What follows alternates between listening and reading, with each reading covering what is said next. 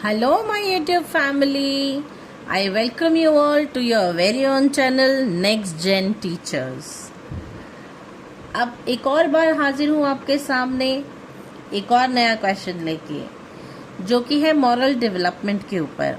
कल हमने टॉपिक किया था मोरालिटी के ऊपर, ये उसका सेम ही टॉपिक है, पर आज हम इसको पढ़ेंगे कोलबर्ग की थ्योरी में। पहले तो जान लेते हैं कि कोलबर्ग थे कौन। लॉरेंस कोलबर्ग जो थे वो एक अमेरिकन साइकोलॉजिस्ट थे और वो बेस्ट नोन थे अपनी मॉरल डेवलपमेंट की स्टेजेस बताने के लिए। उनका जन्म हुआ था न्यूयॉर्क में 25 अक्टूबर 1927 में और उनकी मृत्यु हो गई थी 19 जनवरी 1987 में। He extended the work of Jean पियाजे। अब जीन पियाजे जो हैं, जिन्होंने कॉग्निटिव डेवलपमेंट की और मॉरल डेवलपमेंट की थ्योरी दी है, उनका काम इन्होंने आगे बढ़ाया और उनके काम को इन्होंने और ज़्यादा एक्सप्लेन किया है। Kohlberg has given 6 years of moral development in 3 level with 2 stages each. इन्होंने 3 लेवल के अंदर मॉरल डेवलपमेंट के बारे में समझाया है और हर एक स्टेज के 2 सब स्टेजेस हैं। हर एक लेवल की 2 सब स्टेजेस हैं। आइए स्टार्ट करते हैं। Level 1 pre conventional morality. अब प्री कन्वेंशनल मोरालिटी जो है वो होती है 4 साल से 10 साल तक के बच्चों में। पहली स्टेज में क्या होता है, the stage of obedience for avoiding punishment. पहले बच्चे क्या सोचते हैं, होमवर्क करके जाना है, नहीं करके जाएंगे तो टीचर पनिश करेगी। तो उस पनिशमेंट से बचने के लिए बच्चे अपना काम जब फिनिश करते हैं तो उसे हम कहते हैं मोरालिटी, प्री कन्वेंशनल मोरालिटी, ताकि उन्हें पनिशमेंट ना मिले। सेकेंड स्टेज में यही कुछ बच्चे हैं जो कि कंफर्म करते हैं to obtain rewards and favours in return. अब इन बच्चों को पता है कि अगर हमने काम नहीं किया तो टीचर पनिश भी करेगी और अगर हमने अच्छा काम किया तो टीचर रिवॉर्ड या अवार्ड भी देगी। तो सेकेंड स्टेज के अंदर इस स्टेज को हम एक्सचेंज स्टेज भी कहते हैं, क्योंकि इस स्टेज के अंदर बच्चे को अच्छा काम करने के बदले अप्रिसिएशन या फिर रिवॉर्ड चाहिए रिटर्न में। लेवल 2 कन्वेंशनल मोरालिटी, ये 10 साल से 13 साल के उम्र के बच्चे में होती है। स्टेज 3 में गुड इंटरपर्सनल रिलेशनशिप, यानी कि गुड बॉय और बैड बॉय। ये एक एग्जाम्पल है कि बच्चा ये सोचता है कि कहीं टीचर मुझे बुरा बच्चा तो नहीं समझेगी, कहीं मेरे फ्रेंड्स मुझे बुरा तो नहीं समझेंगे। इसके अंदर बच्चे को अपनी इमेज की बड़ी पड़ी होती है। तो बच्चे क्या सोचते हैं कि मुझे कुछ अच्छा ही काम करना है ताकि मुझे मेरे फ्रेंड्स, मेरे आसपास के लोग मुझे गलत ना समझें, मुझे बैड बॉय ना कहें या बैड गर्ल ना कहें। इसीलिए वो कुछ अच्छे काम करते हैं जिससे उन्हें गुड बॉय या फिर गुड गर्ल कहकर संबोधित किया जाए। स्टेज 4 में मेंटेनिंग सोशल ऑर्डर्स। अब 4th स्टेज के अंदर जो है लॉ और ऑर्डर को जो है संभाल के रखने की बात हो रही है। इस स्टेज के अंदर बच्चा समझता है कि अगर हम ऐसा नहीं करेंगे तो हमें पुलिस पकड़ के ले जाएगी। तो ये सारी चीज़ें जो हैं ये लॉ एंड ऑर्डर को मेंटेन करने के लिए होती हैं। लेवल 3 है पोस्ट कन्वेंशनल मोरालिटी और प्रिंसिपल मोरालिटी। ये 13 साल के बच्चे से लेकर उम्र भर तक होती है, जब तक इंसान की मृत्यु नहीं हो जाती। स्टेज 5 में social contract and individual rights के बारे में बात होती है कि समाज क्या कहेगा, हम खुद क्या सही कर रहे हैं और क्या गलत कर रहे हैं, हमारा उस पर क्या प्रभाव पड़ेगा। तो इस एज में इंसान इस तरीके से सोचता है। स्टेज 6 में स्टेज ऑफ कॉन्सेंट और यूनिवर्सल प्रिंसिपल्स। अब इसके अंदर जो है कंसाइन के हिसाब से सोचता है बच्चा या इंसान कि अगर मैं ऐसा करूँगा तो क्या ये यूनिवर्सल प्रिंसिपल में ये चीज़ फिट होगी, क्या मैं सही करूँगा या क्या मैं गलत कर दूँगा। तो ये सारी चीज़ें जो है हमें हम्बल और मॉरल होने में हेल्प करती हैं।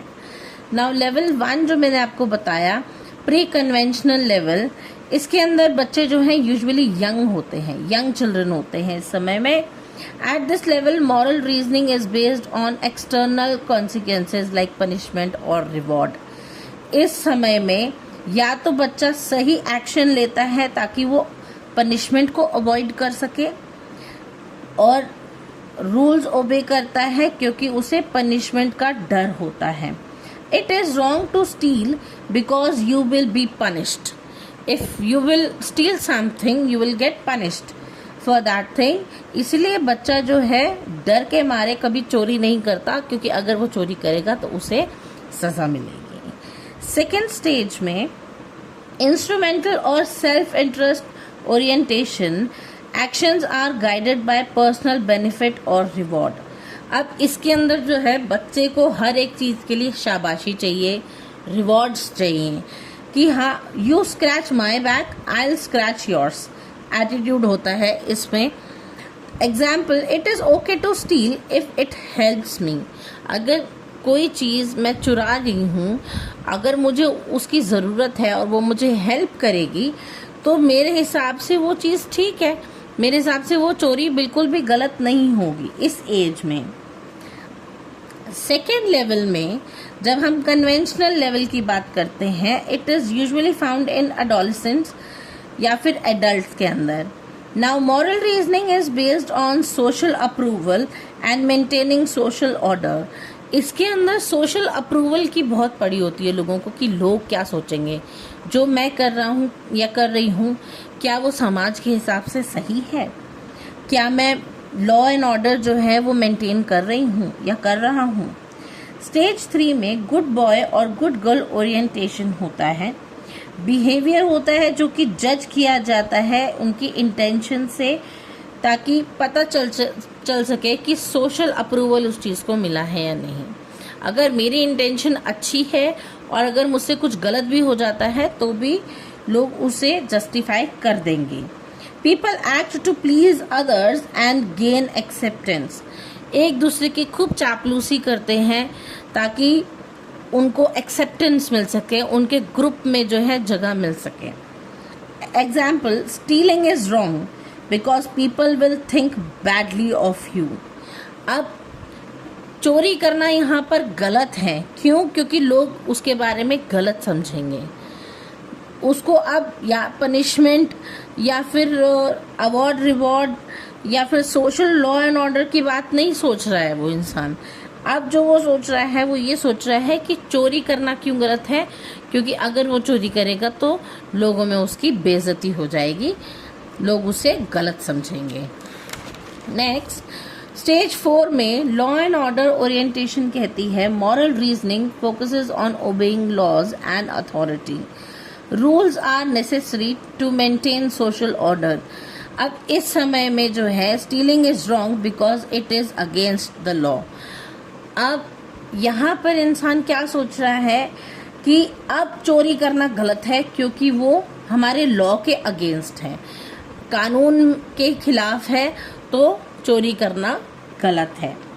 पहले वो क्या सोच रहा था कि चोरी करना जो है वो गलत इसलिए है क्योंकि लोग मेरे बारे में गलत सोचेंगे, लेकिन अब उसे ये समझ आई है कि अगर मैं चोरी करूँगा तो ये कानून के खिलाफ होगा, जो कि गलत है। नाउ लेवल 3 में पोस्ट कन्वेंशनल लेवल आता है। इसके अंदर जो है कुछ अडल्ट्स के बारे में बात होती है। Moral reasoning is based on abstract principles and universal values. इसके अंदर एक तो एब्स्ट्रैक्ट प्रिंसिपल्स की बात होती है और यूनिवर्सल वैल्यूज की बात होती है, कि जो सभी के हिसाब से सही हो या फिर खुद के हिसाब से सही हो, उसके बारे में बात होती है। सोशल कॉन्ट्रैक्ट ओरिएंटेशन कहता है laws are seen as social agreements that can be changed for the greater good.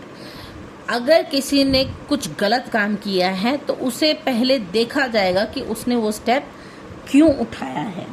अगर स्टीलिंग में भी justified to save a life, अगर किसी की जिंदगी बचती है उस चोरी से तो वह चोरी करना बिल्कुल जस्टिफाइड माना जाएगा। और सिक्स्थ स्टेज में यूनिवर्सल एथिकल प्रिंसिपल्स कहते हैं moral reasoning is guided by internal moral principles such as justice, equality and human dignity. अब पहले तो जो है जस्टिस के हिसाब से कि क्या चीज़ सही होनी चाहिए, इक्वालिटी, अगर सामने वाले ने आपको मारा तो आप भी सामने वाले को मारोगे तो ये आप सोचते हो कि ये आपकी इक्वालिटी है। ह्यूमन डिग्निटी, अगर आप अपनी इज्जत बचाने के लिए कुछ काम करते हो जो कि समाज के हिसाब से गलत है तो वो इंसान सोचता है कि मॉरल के हिसाब से तो ये सही है, सोसाइटी इस चीज़ को एक्सेप्ट करे या ना करे, मेरे हिसाब से ये चीज़ सही है। These principles may override laws. Example, a person must act according to conscience even if it breaks the law. अब हर एक इंसान को जो है अपने फायदे के बारे में सोचना चाहिए, अपनी अंतरात्मा के हिसाब से सोचना चाहिए कि जो मैं कर रहा हूँ या कर रही हूँ क्या वो सही है।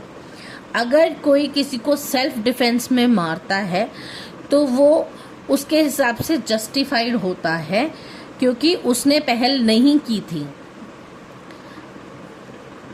उसको हम कहते हैं यूनिवर्सल एथिकल प्रिंसिपल्स। तो ये थी आज की क्लास, आई होप आपको अच्छी लगी होगी।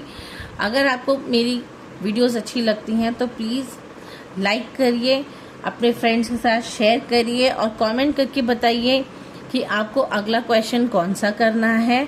आई होप आपको मेरी वीडियोस अच्छी लग रही होंगी। Thank you very much.